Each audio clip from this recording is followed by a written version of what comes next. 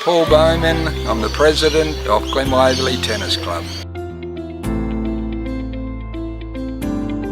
The problem with our wooden seats, they've been here for a long time and they are far too low, especially as we get older. They're just hard to get out of, so we've been thinking for some time of replacing these seats, and as we've bought previous bench seats on the courts from Replas, and we've got our front sign at the tennis club is also made of recycled plastic, and we think they're great.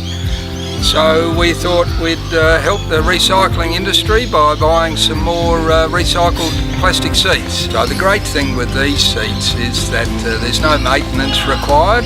The old seats we've got here, they split and they need painting every few years. So with the recycled plastic, that'll be terrific because there'll be no painting, no maintenance required, so they're very easy to look after.